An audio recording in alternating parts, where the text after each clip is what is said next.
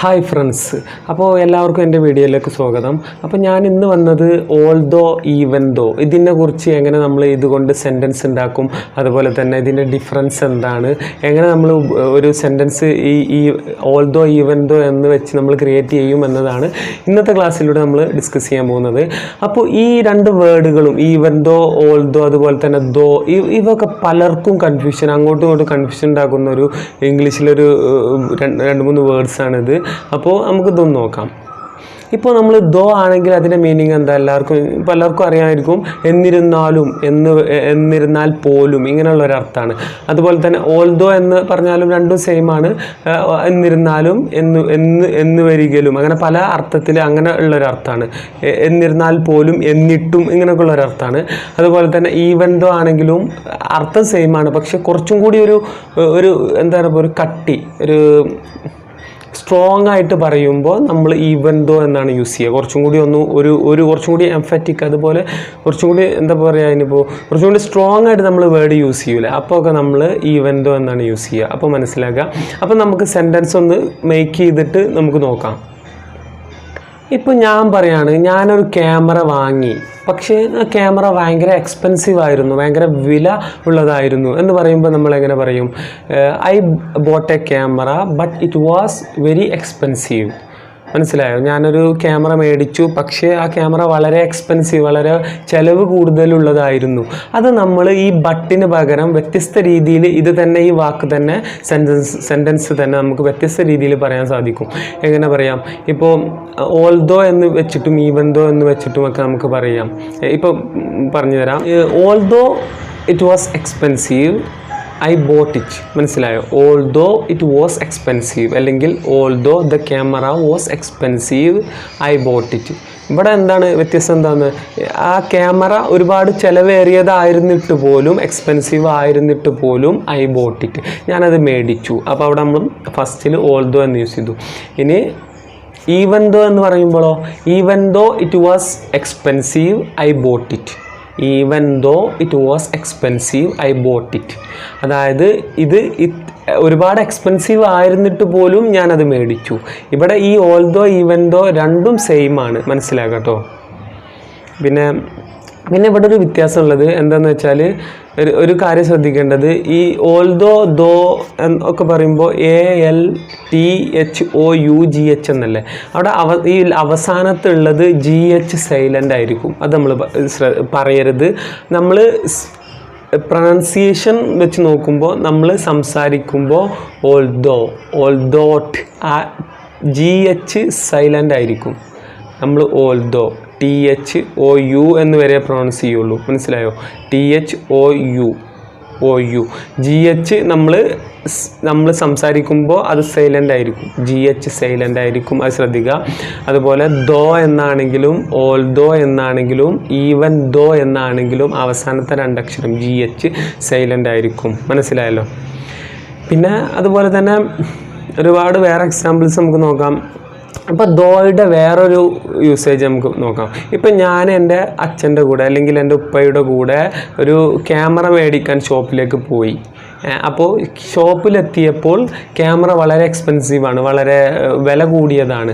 അപ്പോൾ എൻ്റെ ഫാദറിനോട് ഞാൻ പറഞ്ഞു, ഫാദറിന് ഒരു കൺസേൺ, ഒരുപാട് വില കൂടിയതല്ലേ ആ ക്യാമറ, അപ്പോൾ അത് മേടിക്കണോ എന്നുള്ളതായിരുന്നു. പക്ഷേ എൻ്റെ ഡിസയർ, എനിക്ക് ആ ക്യാമറ കിട്ടണമെന്ന് ഉള്ള അതീവ ആഗ്രഹം ഉണ്ടായിരുന്നു. അപ്പോൾ ഞാനത് ശരിക്കും ഞാൻ പറയാണ്, ഐ റിയലി വാണ്ട് ഇറ്റ് ദോ.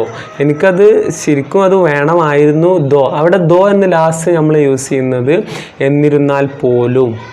പക്ഷേ അച്ഛന് അത് ഇഷ്ടമാവുമോ എന്നറിയില്ല, കാരണം അത്രക്കും വില കൂടിയ സാധനം ആയതുകൊണ്ട് അച്ഛൻ മേടിച്ച് തരുമോ എന്നറിയില്ല. അങ്ങനെയുള്ളൊരു സാഹചര്യത്തിൽ നമ്മൾ അവസാനം ദോ എന്ന് ചേർക്കും. എന്നിരുന്നാലും അത് പല വേർഡ്സും നമുക്കങ്ങനെ ഉണ്ടാക്കി നോക്കാം കേട്ടോ.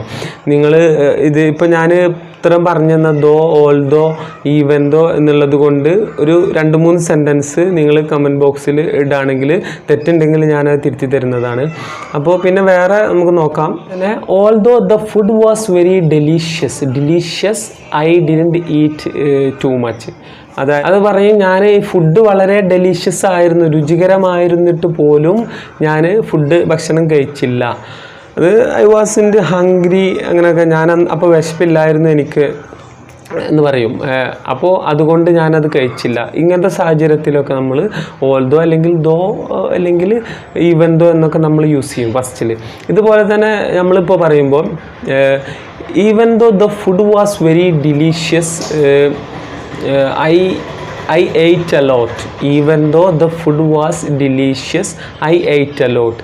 ഇങ്ങനെ നമ്മൾ പറയില്ല, കാരണം ഇറ്റ് ഡസൻറ്റ് മേക്ക് സെൻസ്. കാരണം എന്താ വെച്ചാൽ അങ്ങനൊരു വാക്ക് ഒരു അർത്ഥമില്ലാത്തൊരു വാക്കാണ്. കാരണം even though the food was very delicious I ate a lot. Food ഒരുപാട് നല്ല ഡെലീഷ്യസ് ആയിരുന്നിട്ട് പോലും ഞാൻ ഒരുപാട് കഴിച്ചു. അങ്ങനെ ഒരു വാക്കാരും പറയില്ലല്ലോ. ഫുഡ് ഡെലീഷ്യസ് ആയിരുന്നിട്ട് പോലും ഞാൻ കഴിച്ചില്ല. അങ്ങനെ പറയുമ്പോൾ അതൊരു സെൻസ് ഉണ്ട്, ഒരു അർത്ഥമുണ്ട്. അല്ലാതെ ഒരു ഫുഡ് ഒരുപാട് നല്ല രസമുണ്ടായിട്ട് രുചികരമായിരുന്നിട്ട് പോലും ഞാൻ ഒരുപാട് കഴിച്ചു എന്നുള്ളൊരു ഇറ്റ് ഡസൻറ്റ് മേക്ക് സെൻസ്. അതായത് അങ്ങനെ ഒരു പ്രയോഗം പറയില്ല. അപ്പോൾ അങ്ങനത്തേത് നമ്മൾ ശ്രദ്ധിക്കുക. ഉദാഹരണങ്ങൾ സഹിതം നോക്കാം. ഈ ദോ, അതുപോലെ തന്നെ ഓൾ ദോ, ഈവൻ ദോ, അതിൻ്റെ കൺഫ്യൂഷൻ നമുക്ക് മാറി കിട്ടണമല്ലോ. അപ്പോൾ അതിന് വേണ്ടി നമുക്ക് ഉദാഹരണം സഹിതം നമുക്കൊന്ന് നോക്കാം. Though it was rainy we put on our jackets and went for a walk. Though it was rainy we put on our jackets and went for a walk. അതായത് അവിടെ ദോ എന്ന് പറഞ്ഞാൽ എന്താ, ആയിരുന്നിട്ട് പോലും. ഇറ്റ് വാസ് റെയിനി, ഇത് മഴ ഉണ്ടായിരുന്നിട്ട് പോലും we put on our jackets. Put on phrasal വേർബാണ്. അതിൻ്റെ മീനിങ് ഞങ്ങൾ ധരിച്ചു. പുട്ട് ഓൺ ധരിക്കുക, വിയർ എന്നുള്ള അർത്ഥമാണ് വരിക. Our jackets and went for a വാക്കിന് പോയി, അതായത് നടക്കാൻ പോയി. മഴ ഉണ്ടായിരുന്നിട്ട് പോലും ഞങ്ങൾ ജാക്കറ്റും ഇട്ടുകൊണ്ട് ഞങ്ങൾ നടക്കാൻ പോയി. മനസ്സിലായോ? അവിടെ I still feel hungry even though I had a big lunch. മനസ്സിലായോ? I still feel hungry even though I had a big lunch. അതായത് ഞാൻ ലഞ്ചിന് നന്നായിട്ട് ഭക്ഷണം കഴിച്ചിട്ട് പോലും ഇപ്പോഴും എനിക്ക് വിശക്കുന്നുണ്ട്. മനസ്സിലായോ? ഞാൻ ലഞ്ച് നന്നായിട്ട് കഴിച്ചിരുന്നു എന്നിട്ട് പോലും.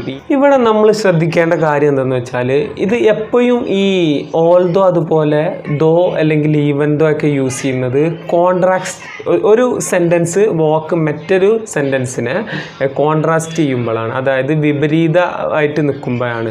ഇപ്പോൾ എപ്പോഴും അവിടെ ഒരു കോൺട്രാസ്റ്റിംഗ് ഉണ്ടാവും. മനസ്സിലായോ? ഇപ്പോൾ നമ്മൾ പറയാണ്, എനിക്ക് വിശന്നിട്ട് പോലും ഞാൻ ഭക്ഷണം കഴിച്ചില്ല. മനസ്സിലായില്ലേ? അല്ലെങ്കിൽ മഴ ഉണ്ടായിരുന്നിട്ട് പോലും ഞങ്ങൾ പുറത്തേക്ക് പോയി. മനസ്സിലായോ? ഇങ്ങനെയൊക്കെ പറയുമ്പോൾ ഒരു കോൺട്രാസ്റ്റിംഗ് ആണല്ലോ. രണ്ടും തമ്മിലൊരു കോൺട്രാസ്റ്റിംഗ് അവിടെ ഉണ്ടാവും. അത് മനസ്സിലാക്കാം. ഇനി ഗൈസ്, നമുക്ക് അടുത്ത ക്ലാസ്സിൽ ഡിസ്പൈറ്റ് അതുപോലെ ഇൻസ്പൈറ്റ് ഓഫ് ഇതിൻ്റെ ഒരു ഡിഫറൻസ് എന്താ, ഇതെങ്ങനെ യൂസ് ചെയ്യാം എന്ന് നമുക്ക് പഠിക്കാം. ഏകദേശം ഇത് തന്നെയാണ്, ഈ ദോ എന്നുള്ള ഈവൻ ദോ എന്നുള്ള ഒരു മീനിങ് തന്നെയാണ്. അപ്പോൾ നമുക്ക് അടുത്ത ക്ലാസ്സിൽ നമുക്കതൊന്ന് നോക്കാം. ഈ ക്ലാസ് നിങ്ങൾക്ക് ഇഷ്ടമായെങ്കിൽ പിന്നെ നിങ്ങൾക്ക് പറഞ്ഞ പോലെ ലൈക്ക് ചെയ്യാം, സബ്സ്ക്രൈബ് ചെയ്യാം, പിന്നെ ബെല്ലൈക്കണം എനേബിൾ ചെയ്താൽ ഞാൻ അപ്ഡേറ്റ് ചെയ്യുന്ന ഓരോ വീഡിയോസും നിങ്ങൾക്ക് നോട്ടിഫിക്കേഷനായിട്ട് ലഭിക്കുന്നതാണ്. അപ്പോൾ അടുത്തൊരു വീഡിയോ ആയിട്ട് കാണുമ്പോഴേക്കും see you soon. Bye.